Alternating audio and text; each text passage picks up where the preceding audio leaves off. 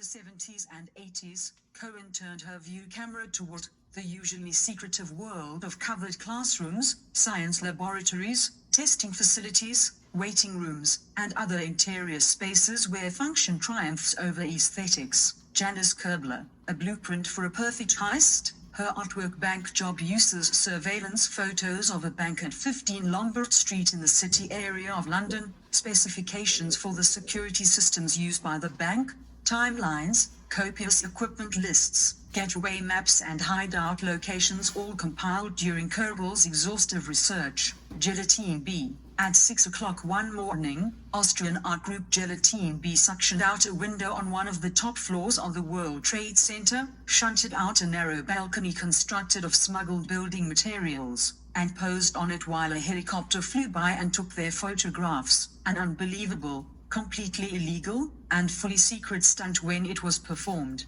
The B thing is now unbearably surreal, weirdly prescient, and forever unrepeatable. E-Team, a project by the E-Team, a performance art group, also dealt with the building itself, 127 illuminated windows. The E-Team attempted to write their names on the exterior of the towers themselves. Mark Lombardi. The concept that fed Lombardi's conceptualism was that a clandestine economy, bound by no law, shuttled money between concerns in Texas, the Middle East, the Vatican and the Beltway. That money translated into oil barrels, or bundles of cocaine, or crates of arms, and inevitably manifested itself as ruthless power of the few over the many. Lombardi thought the best way to defeat this corrupt global cabal was to show it its own reflection. Trevor Paglen. The landscapes Paglen frames extend to the bottom of the ocean and beyond the blurred edges of the Earth's atmosphere. For the last 2 decades, the artist, a cheerful and fervent man of 43,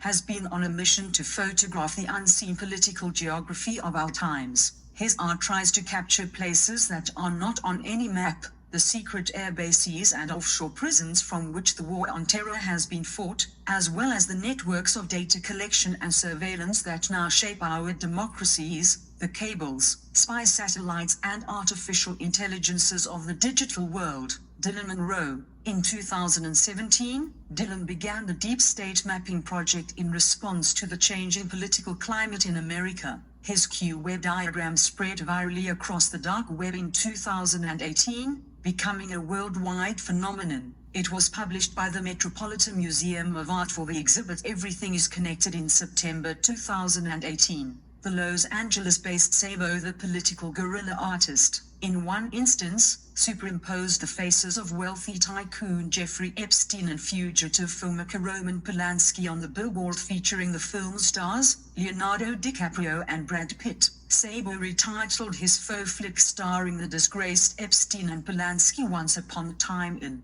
Pedowood, a not-so-subtle dig at the men's histories with underage girls, Thomas Hirschhorn. At the same moment of the tsunami nuclear disinter in Japan, the very night of Fukushima event, the Power Plant Art Gallery in Toronto opened the Thomas Hirschhorn exhibit, The Eye, cobbled together from hundreds of different sculptural elements, images and texts. The entire mise-en-scène is dominated by the juxtaposition of red and white, the flags of Canada, Switzerland and other nations, the veins in an eye, blood on snow,